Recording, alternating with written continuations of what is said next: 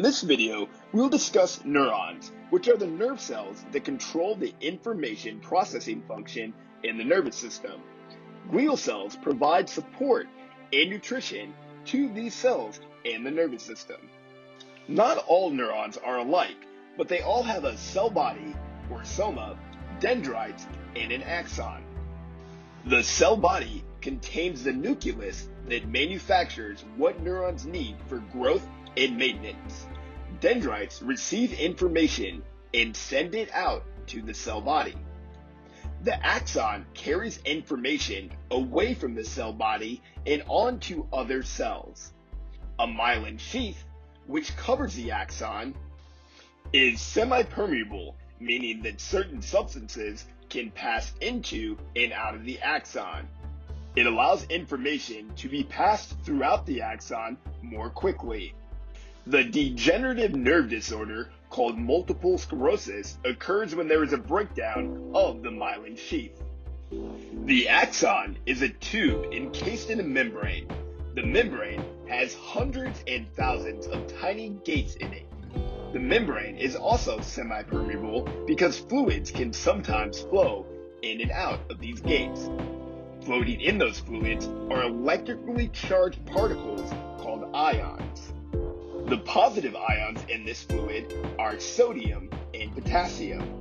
The negative ions are chlorine and other elements. In order for a neuron to send information to another neuron, the source neuron first sends an electrical charge.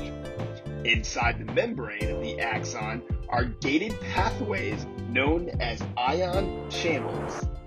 These channels open and close, allowing the positive and negative ions to cross into and out of the axon. When a neuron is at rest and not transmitting information, the ion channels are closed and there is a negative charge on the inside of the axon and a positive charge on the outside of it. The stable negative charge of a neuron is called its resting potential. When an electrical impulse flows down the axon, it becomes depolarized. The channels open and the positive ions move into the axon and the negative ions move outside of it. Then the potassium channels open and the positive ions move back out and return the axon to its normal charge. The term action potential describes the brief wave of positive electrical charge that sweeps down the axon. The all or nothing principle refers to the situation that occurs when electrical impulse reaches a certain level of intensity called its threshold. It fires and moves all the way down the axon without losing any of its intensity. Synapses are the junctions between neurons. The space between one neuron and the dendrite of another neuron is called the synaptic gap or synaptic cleft.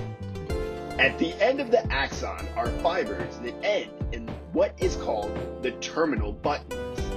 Neurotransmitters are stored here. These carry the electrical information across the synaptic cleft. There are a variety of neurotransmitters.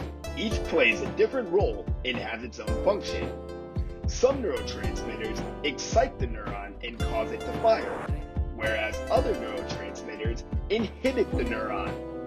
Some neurotransmitters both excite and inhibit the neuron simultaneously. After the neuron crosses over the synaptic gap, it gets picked up by a receiving neuron. Most neurons pick up and secrete only one type of neurotransmitter. There are many neurotransmitters in the nervous system, and we will cover a few of them. Acetylcholine sets the firing of neurons into motion and is involved in the muscle action, learning, and memory. GABA keeps many neurons from firing, meaning it is an inhibitory neuron. Low levels of GABA have been shown to be involved with anxiety. Glutamate has a key role in exciting many neurons to fire and is involved in learning and memory as well. Norepinephrine inhibits the firing of neurons in the central nervous system, but is excitatory outside of the central nervous system. Stress stimulates the release of neuroepinephrine. Dopamine helps to control voluntary movement and affects sleep, mood, attention, learning, and the ability to recognize rewards. It is the primary reward pathway in the brain. Low levels of dopamine are associated with Parkinson's disease.